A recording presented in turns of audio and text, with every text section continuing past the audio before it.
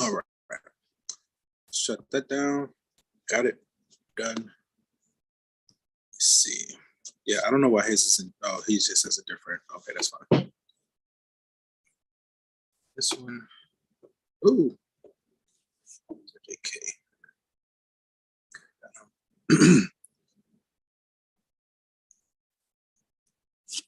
Okay. Ooh.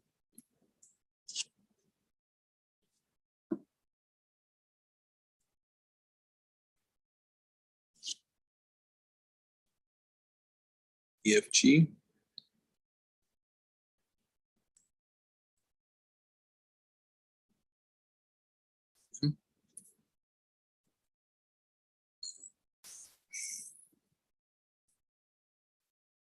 Okay.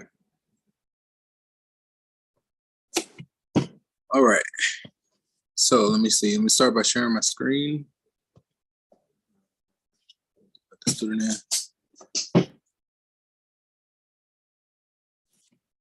Okay. And we'll start off the announcements here. As far as announcements go, I hope everyone is doing well. We're geared up and ready for another glorious weekend, or great weekend, or with a decent balance of doing what you need to do with doing what you want to do. Right? It's very important that you do what you need to do, but what's also just as important is to balance it with doing what you want to do. Right? Because all work and no play makes you like loopy, even more so loopy than it already would be. Let me see. As far as important announcements go. So this is the end of week 3, right? So this is College Algebra 2. I think we're starting chapter 3. Well, we started chapter 3 on Monday with the lectures. So then today we're going to work on some homework assignments associated with chapter 3. So with this being the end of week 3, not chapter 3, but section 3.1. With this being the end of week 3, that means that exam 1 is going to become available. It's basically all of next week, right? I think I scheduled it to open up this upcoming Sunday at 11:11 a.m. It'll be available for 7 days. It'll be due the following Sunday at 11:59 p.m. So in that window is where you can get the most points. You can get up to 100%, right? Past the due date, you can work on it past the due date, and the system is set to take your highest score, but the highest you can earn is a 90% on any question that's submitted late. Also, as a courtesy, in order to access exam 1, I think it has prerequisites set where you have to pass the corresponding quizzes. So that's quizzes for weeks 1, 2, and 3. Exam 1 is going to cover the topics from weeks 1, 2, and 3. Unlimited attempts, you can't see your score until you submit the exam. Also, as just a courtesy, the exam is each time you take the exam, it's going to be a completely different set of questions. Not that the questions are shuffled around. I mean, it should be a completely different set of questions each time you take it. Basically, I took the questions up, I made a pool, and then, that kind of thing. So you want to have some level of confidence when you go to start the exam, right? So unlimited attempts, after the due date, you can earn up to a 90, and that 90% option is going to be available all the way up until the very end of the semester. And that's with all of our assignments, right? So as a reminder, this course is set up as online remote asynchronous, which means all I need from you all on any given day is just make sure that you're logging in and getting your attendance credit by showing up in the Zoom like you're doing right now. You just, as long as you make it into my Zoom in each session, you get your attendance credit. If you need to leave, you don't even have to announce anything. You don't have to say anything. You can just turn it off. It's totally okay. So far, I have been successful in live streaming these sessions to my YouTube channel. I do need to sit and kind of do some organizing to update the playlist, organize all the sessions, I think, for Monday and today. Also, I do intend to make like a Dropbox available. The link is already in Blackboard. I just need to put the files there, where basically you'll have a student version of the notes where you can use it like a worksheet and attempt the examples in advance. And then if you're just stuck, it's a combination of things that you're going to be able to do. You'll have a copy of the instructor's notes, and you can follow along in the videos, right? So I'll try to make those available as soon as possible. Also, as usual, if you have questions, comments, or concerns, feel free to either unmute yourself or type it in the chat. I do check the chat periodically. I'll be checking on Zoom in another about 10 minutes, just shy of 10 minutes. Let's see. There was something else I wanted to say, but I think that's good for right now. And again, just as a reminder, the main structure for our course, my intent was for this time to be like office hours. I just fill it with the lecture and going through the homework just to fill the dead air.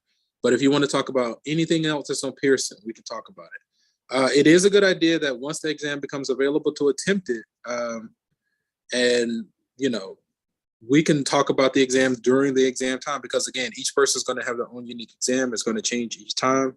So you can ask me during when we're meeting.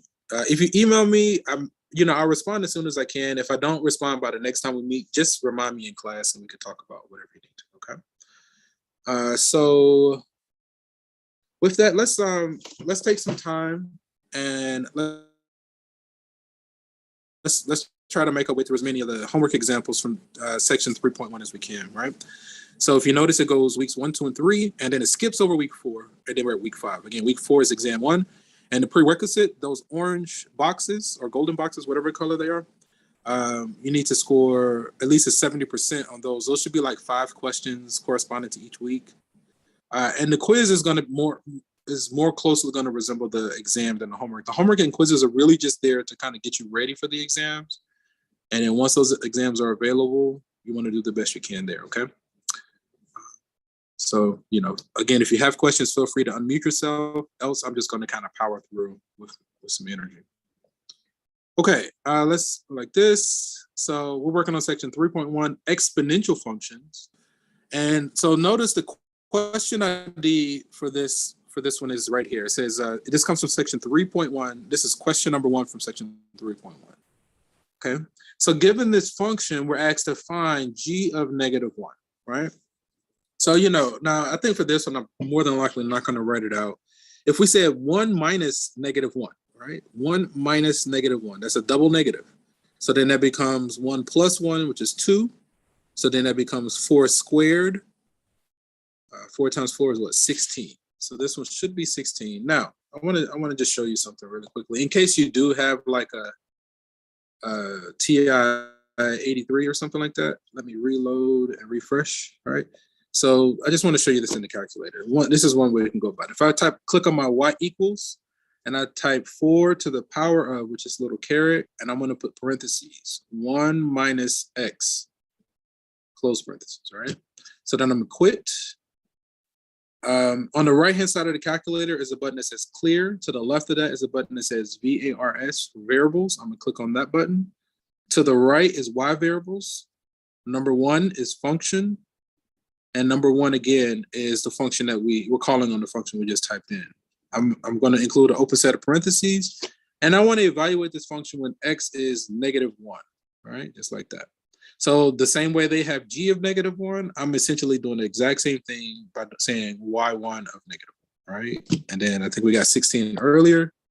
So I just wanted you to see that demo on using a calculator, right? So some of the potential.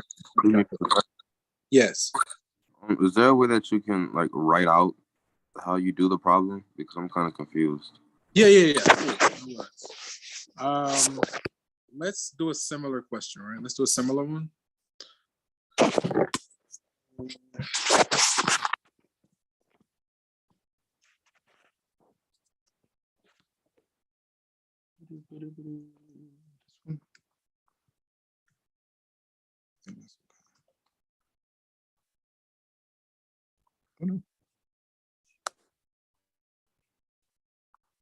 That's fine. I will fix it.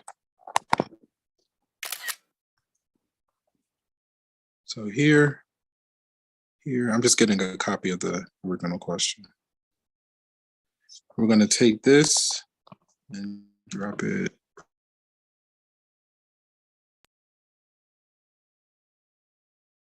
right there. Okay. All right. So if we attempt this one. Let's go over here. So again, the question ID is there. It comes from section 3.1, question number 1. And we're asked, given this function, find f of -3, right? So if our f of x equals 3 to the power of x, so then we're just going to replace x with -3, all right? -3. So first thing I did was notice I replaced the x with a blank set of parentheses. And then what color goes into the blank parentheses is the -3, the blue -3, right? Now in this case, a negative exponent means that it goes to the denominator, right? A negative exponent, you essentially flip it. So this is going to be the same as 1/3 to the power of 3. Guess I could have, this is fine. So then 3 to the power of 3, it means 3 times 3 times 3, all right? So that's 1/27. And I basically did something similar, just adjusting for the operation in the previous example.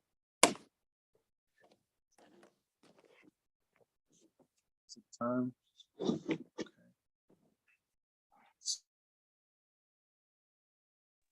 Thank you. So then we got 1/27. Let me zoom out. Okay, that's good.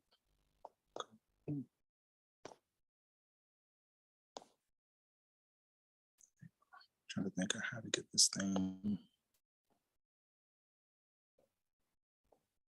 Okay, I think I might have to zoom out again. We got 1/27. All right, that's fine. All right, let's try another one. For this exponential function, evaluate f of 3.3. So this one is a calculator. You're definitely gonna need the calculator on this one, right? Because you got the decimals. Trying to say raise it to the power of a decimal is gonna be a bit much. So for this one, I'm gonna use my calculator. I'm gonna start by going to my y equals and typing in the function. I got 3 to the power of 1 minus x. So notice that 1 minus x is in parentheses because I want that all to be in the exponent. Without the parentheses, it's going to be completely thrown off. So then I'm just going to basically do that same step before where I did the variables, y variables, function, all that stuff like I did before. And now instead of when x is -1, I want to do when x is 3.3, right? I updated my function, updated the x, type in integer or decimal rounded to 3 decimal places. So then the third decimal place is the 9, the first 9. So the second 9 tells us we need to round up. So this is going to round to 0.08. 0.08. Okay, 0.08. So now if you get on the exam and it says to round 3 decimal places, and if you're like really close and your rounding is off, we can talk about it, all right? If you're trying to get credits, we can talk about it. I can look at it and, you know, I might be able to get you some points there. It's not a promise. Yes. I'm sorry, I have another question. Is there a way that you can do this one without a calculator as well? Not this one. Because of the 3.3, I mean, what it involved is way too much. This one, you definitely need a calculator. Okay, let's do another question. So given this function, evaluate when x is -1, right? So this is similar to the first one that we did. I don't mind writing this one out. We could just put it in the calculator, but let's write this one out. Yeah, I think that's good. Screenshot. We want it from here. I usually like to keep my question ID, so if I ever reference this in the future, I know where it's coming from. This is not just a random question.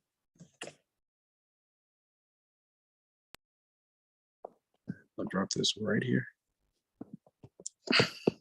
This is a little bit temperamental, but that's okay. Cool. All right. All right, so this one comes from section 3.1. This is question number 5 from the back of the section. Okay. So I personally like to start with a copy of the original. So we have f of x equals Okay, that's fine. 1/2 to the power of 1 minus x, right?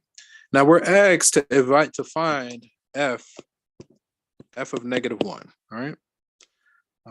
I'll change that in just a moment. So first, the first suggestion is replace each x with a blank set of parentheses. So we got 1/2 to the power of 1 minus our x.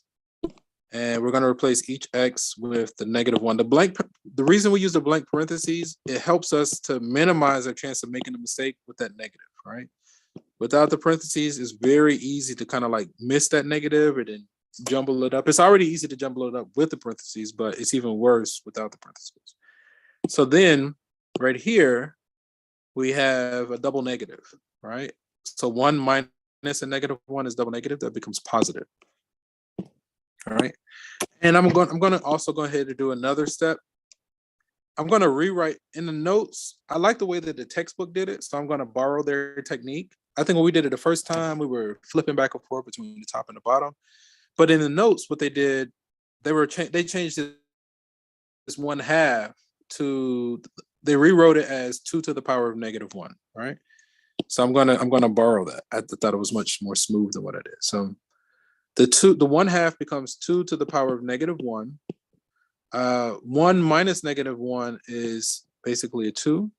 So when we say a power raised to another power, what do we do with those powers? A power to another power, what do we do with these guys right here? Like baby-based kids, we don't die. I know that reference is totally in my head. Excuse me? I'm sorry, I have a question. Give me just a moment because we're almost done. Oh, okay, I'm sorry.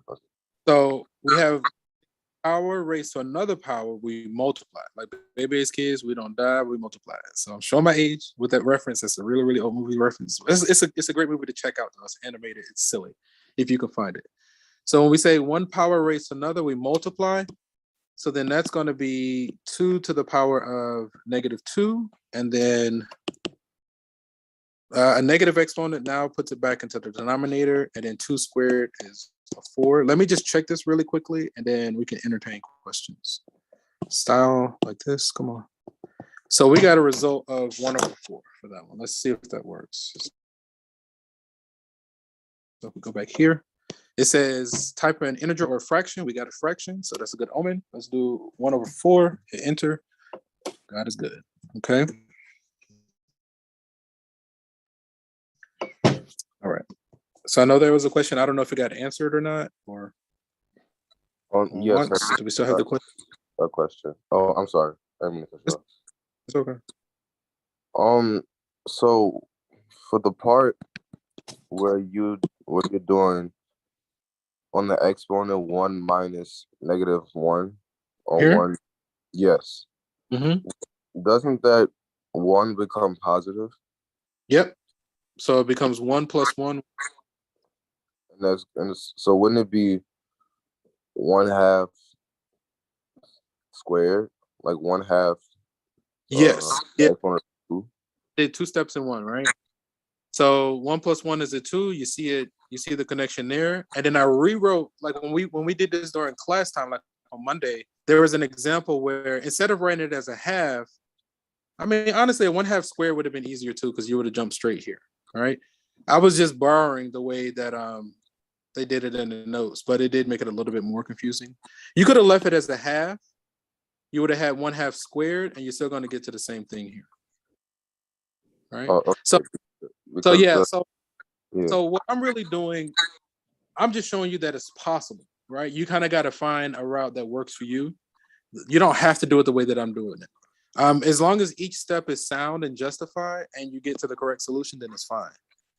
You know, I did it this way. Some people, I actually prefer the way that you did it, the way that you're describing. But, you know, sometimes that works and sometimes it doesn't. So you just try something. Again, as long as each step is justified, you get to the right answer. It's all good. All right. More than one way to skin it. Okay, this is good. Next question. You going to work today? So we're asked to find the exponential function of this form that contains the two points shown below. So this is an example on modeling, right? So given some data, we want to get this data to fit our model. So this is like an introduction to modeling. I really enjoy this kind of stuff because this is like the precursor to real world applications. If you're doing like economy or like you could be doing it's all in the military, like Air Force, all in the military with projectiles and movement, any kind of construction, sports analysis. I mean, this thing is like it's so much fun, and it's like anyway, I can't get enough of it. And it's so interesting because like we all use this stuff and we just don't know that we're using it. That's the thing. And so this kind of discussion is just a glimpse into the backstory of between your favorite apps. I don't know if you guys ever used to play like Angry Birds. I'm not gonna lie. Usually right before class, I'm usually gaming. I was gaming today. I was playing my Mobile Legends Bang Bang. But it's all in there. And you don't necessarily sit down and be precise with it, but it's inherent in a lot of things that we do and just in nature, fitting things to models and behaving certain ways. A lot of things in nature are very cyclical, the behaving cycles. We talk about a lot of that stuff in pre-calculus and calculus. It's really interesting. It's really, really interesting. A lot of fun. Okay. So again, we have our question ID. This comes from section 3.1, question number 7.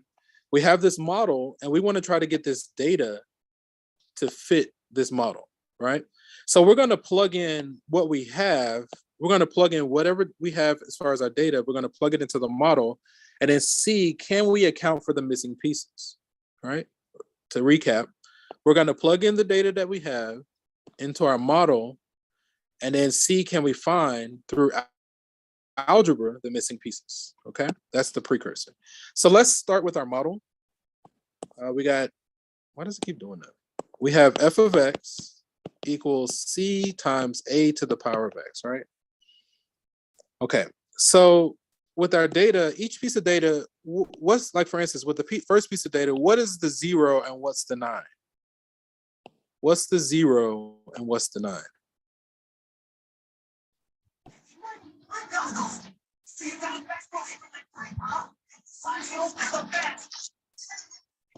Right. So, hang on. Yeah. Yeah. Thanks. So the 0. Hang on. Over here. I know there's. Oh yeah. Yeah. Let me get these guys. Yeah. It's like if you don't show up on time, you'll be lucky if I like remember that you're here. Get log in. These guys. So right here. This one.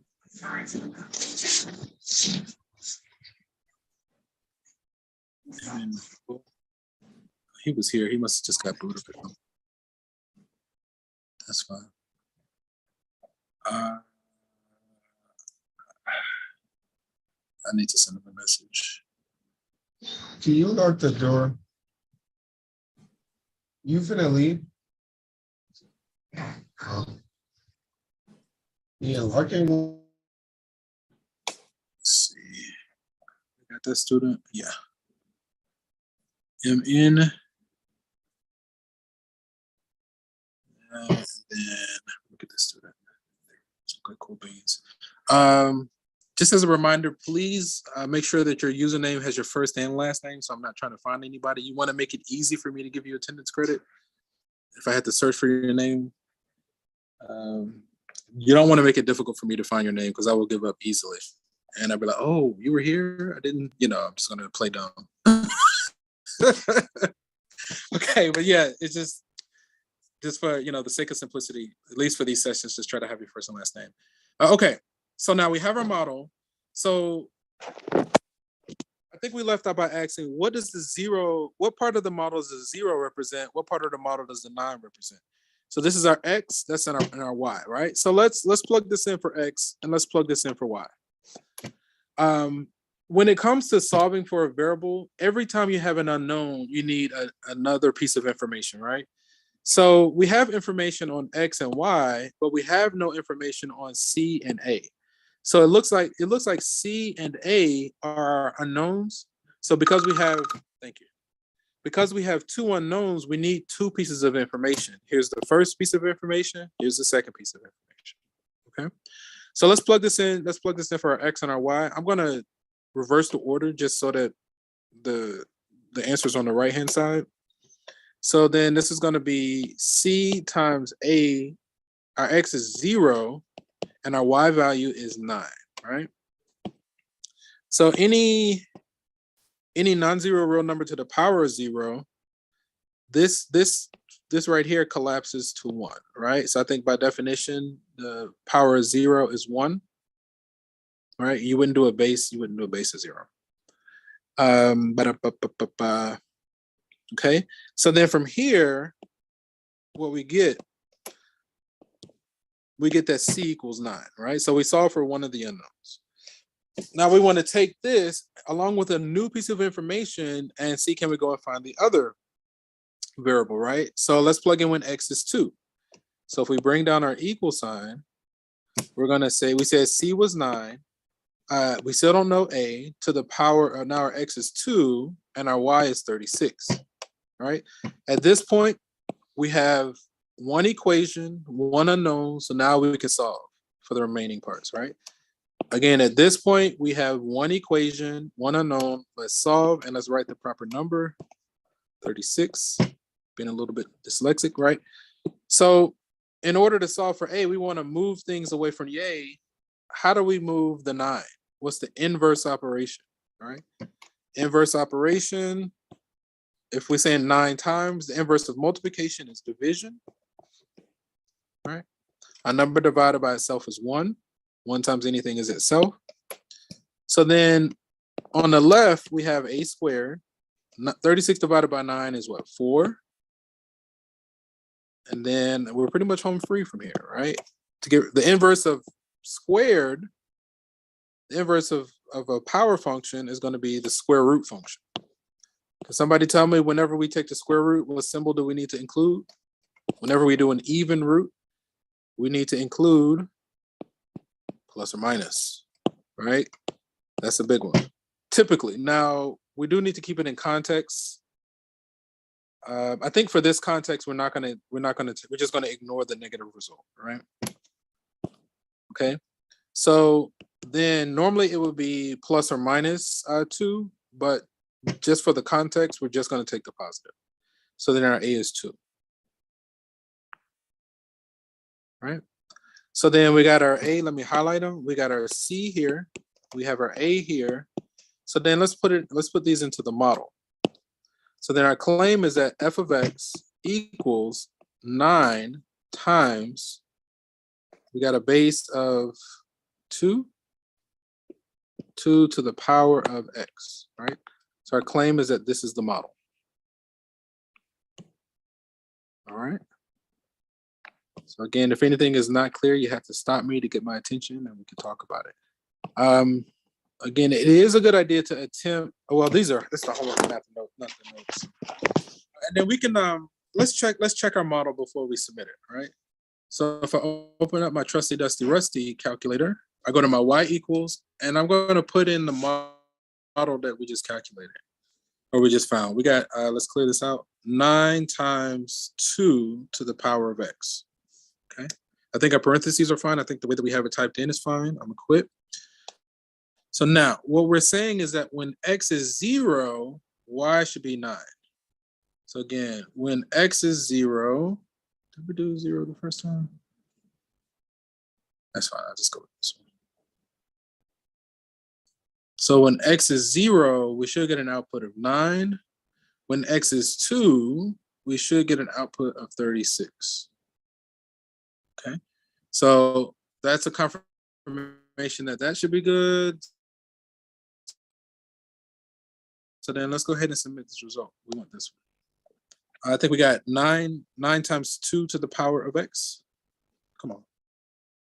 All right, I think it was that and this. There we go. 9 times 2. I think I can do that like this, like this. I know one of these works. There it is. 2 to the power of x. I think this is good. Okay, let me check Zoom really quickly. The chat looks good. Let me get the student. Next question.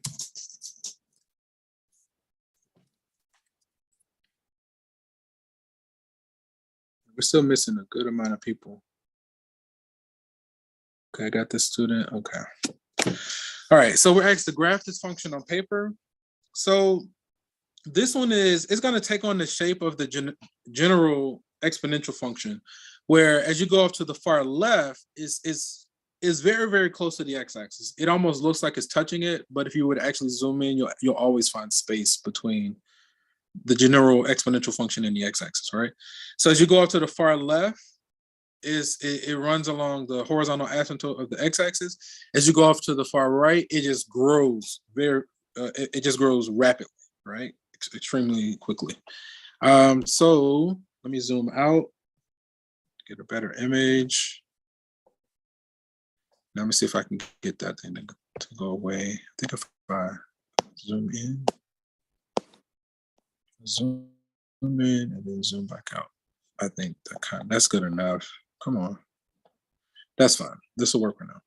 So only one of these graphs is shown as the generic exponential function. Anybody want to give it a go? A, B, C, or D? A, B, C, or D? So I want to say it's A, right? A is the shape of the generic exponential, because that's the one as you go up to the far left, it's really close to the x-axis. I know it looks like it's touching, but that's just the concept of the exponential. It doesn't actually touch. If you zoom in, you just have to be aware that it gets infinitesimally close, but it doesn't touch. And then going off to the right, it grows to infinity quickly. B is a linear. We're not doing a straight line, right? That's the wrong graph. C is what's called a log function. The log starts off vertical along the y-axis, the right-hand side of the y-axis, and then it goes off to the right slowly, right? Nowhere near as quickly as exponential. And then D looks like a cubic function, not an exponential function. So A is the only one that has the general shape of the exponential. Okay. All right. Let's go on to the next question. Sketch the graph of this function. So notice, okay, we have 2.9 to the power of negative x, all right? So that 2.9 is a base that's larger than 1. So with no manipulations, it's going to behave like the generic exponential, like similar to the last one. But we multiply the inside by a negative, right? So from our transformations from College Algebra 1, if we multiply the inside of our function by a negative, that should flip it horizontally over the y-axis, right? So instead of starting close to the x-axis, it should start really high. So that means that it has to be either A or B. And then usually what we do is choose a key, some test points, right? So like when x is -1, when x is 0, and when x is 1. When x is -1, we should be at 2.9, right? I think that's A, right? And then when x is 0, we should be at 1. I think A is the proper one. Let me see. Yeah, A looks right. Let's go with A. It's either A or B, right? Okay. And another way, again, you can just choose several values of x, find the corresponding y's, plot the points, look at the graph. You know, you can type it in your calculator, do the same window, and then match it up, right? There's a couple of ways to go about that. So match the graph to one of the following functions. So let's see, on the far left, so it should take on the generic exponential shape. When x is 1, we are at, it looks like 7. Okay. When x is 1, we're at 7. What is that? Is that A? Right? Oh, wait. We didn't move it up or down. Yeah, so let's just go with A. We got A there. Question. What's the time? Okay.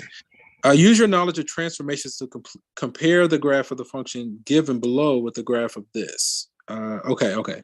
So if we start with 6 to the power of x, again, that's the generic exponential. It's going to start off close to the x-axis on the left, pass through the point 0, 1, and then grow rapidly. Now, the transformation is we went from the generic and we subtracted a 1. We subtracted a 1 on the outside of our basic function, right? Outside manipulations, which way does that typically move our graph? if it's an outside manipulation. This is so you got to put on your transformation hat from College Algebra 1. I know that's, I know how that feels, but The right one. no, right?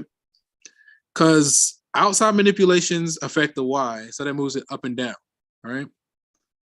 If that -1 were inside, it would go to the right, and you would have been fine. You would have been on the money. But this is an outside manipulation. It should go up and down, and it follows our intuition, so it should go down by 1, right?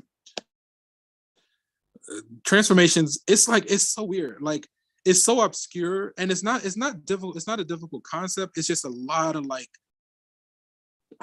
I hate to say this, but it's like a small of minute useless information in that you're never really going to use it like that for the most part, but it has a strong application. Like, it's very useful for this topic, but outside of this, when would you use it? All right. It's just a bunch of information that's like not that easy to remember because we don't use it like that. So it should be the original graph that's been shifted down by 1, right? So then it says use the graphing tool. So I'm gonna click. Exponential is this bottom left. So I'm gonna click on that. And I'm gonna just click on 0, 1 to start. Let's see. We moved it down. We just said we took it down by 1. The screen stop sharing. Okay, I'm coming. I don't want to reflect. Okay, hang on. Let me let's go back here. Thank you. Share the screen. Start the broadcast. Let me check. Let me get the student.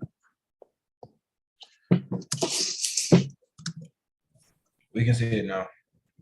Yeah, I'm coming. I just let somebody in. I'm just updating my attendance. Oh, he must be. Oh, okay. So, Mr. Simmons, you're welcome. You might not want to sit in this. This is our College Algebra 2. I know you're in College Algebra 1, so you're welcome to sit, but you might want to come back closer to class time in like about 10 minutes or so.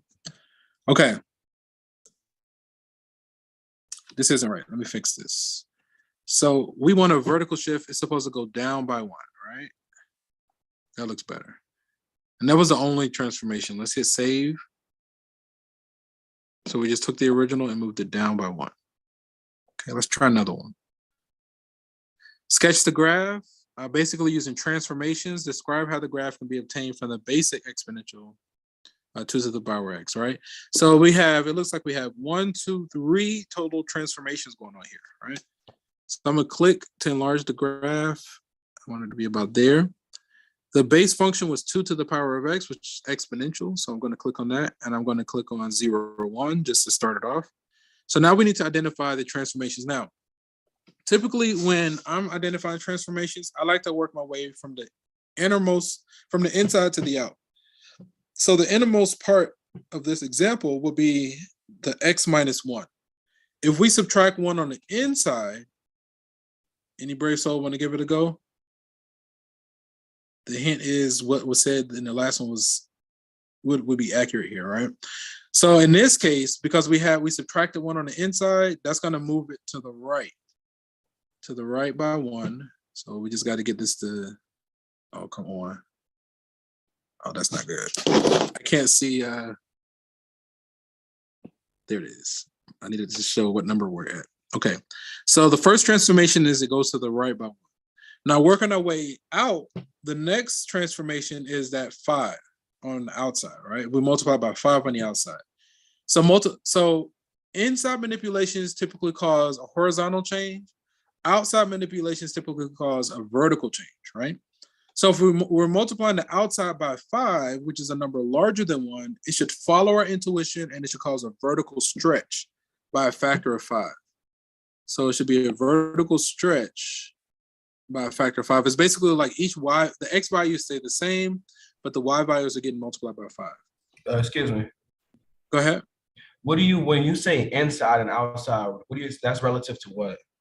The function, right? So 2x, so that 2 to the negative 1, that's the function?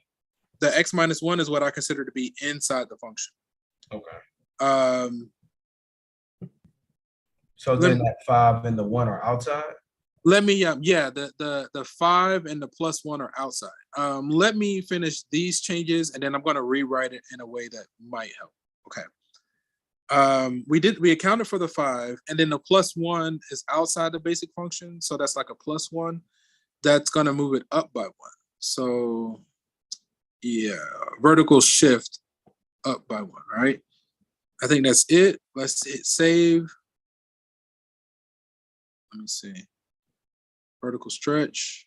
Let's submit this and then now what I want to do, just give me a moment. I want to rewrite this in a different way before I answer the remaining questions. We're almost out of time. Let me get a copy of this guy. Come on. Oh my goodness. Ugh. It's time for a new device. Because I'm having to click things 12 times before it responds. So I just want to take this. All right. Let's take a copy of that. And I just want to write something. I don't know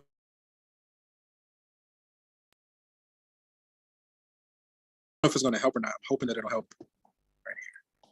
Come on. So this is from College Algebra 1 with transformations, right? So if Mr. Simmons is still in the call, this is like a precursor to what's coming up, but this is kind of way down the line. So I didn't want to try to put information in that he doesn't need right now, especially since we don't have exams coming up this weekend.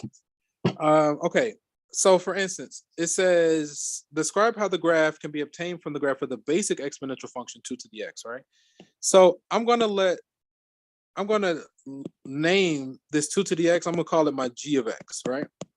So then if I were to rewrite this f of x in terms of g of x, I would do it in the following way. F of x is gonna be equal to 5, well here, we can do it this way. Let's just start with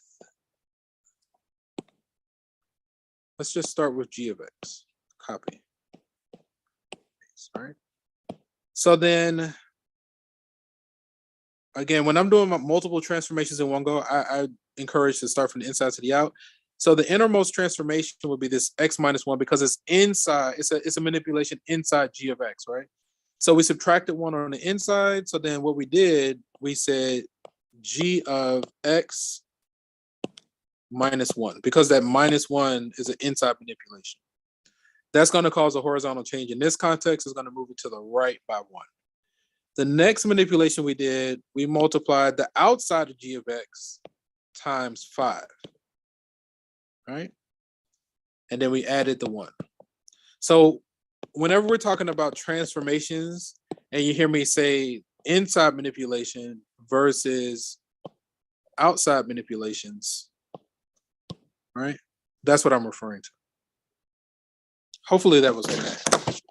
Let's try to wrap this one up because we're essentially out of time. We had a few more questions.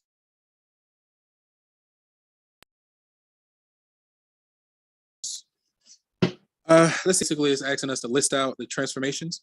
So what we did, we said we took the basic graph of 2 to the x, we went to the right by 1, we did a vertical stretch by a factor of 5, then we moved it up by 1. So it has to be either B or C. Vertical, we stretched it vertically, and then it has to be C because I think B shifted the wrong way, right? So we said to the right by 1, stretch vertically, and then shifted it up by 1 unit, right? So I think C is the only one that lists out transformations correctly, and we're good to go there. And on that note, we are officially out of time. Let me pause for the cause. Are there other questions, comments, or concerns? All right. Now is the best time to ask these questions. Just as a quick recap, okay?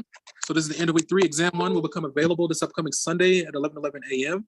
It'll be due the following Sunday in 7 days from that point. It'll be due the following Sunday at 11:59 p.m. For those 7 days, you can earn the most number of points, which is up to like 100%. Unlimited attempts. Each time you take the exam, it's going to give you a different exam. Same content, just completely different questions. So you want to be comfortable. You want to have some confidence going into the exam. Also, I think the exam has prerequisites where you need to pass the quizzes for weeks 1 and 2 and 3 before you can access it. Okay. Any other? Go ahead. That's for the 11th of next month, right? No. That's this upcoming Sunday. It's Exam. Sunday. Okay. Yeah. Yeah, this upcoming Sunday. So exam 1 is this Sunday. It's like in a few days, Okay. and it'll be available for 7 days. Yeah. Keep in mind with all of anything that's on Pearson, we get unlimited attempts. You can work on anything past the due date with only a 10% late penalty. And the system is set to take your highest score. I do encourage you to try to work on it in advance. And then when we meet, so next week, what I do for exam weeks, I'm usually just on the call, kind of in silence, and I'm just sitting waiting for you guys to ask any questions that you want. You can ask me questions about anything that's on Pearson. That includes exams, quizzes, and homework. That's next week, right? So on exam weeks, I'm not really talking so much. I'm really just on the call, just giving you guys attendance credit and just making myself available to answer questions. So you can ask me questions about anything that's on Pearson, right? Even your specific assignment that you're working on, right? Okay.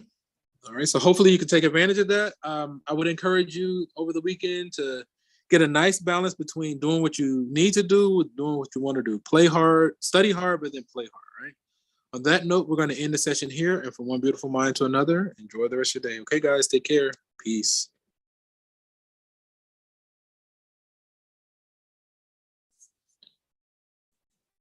All right. Let me check one more time the chat.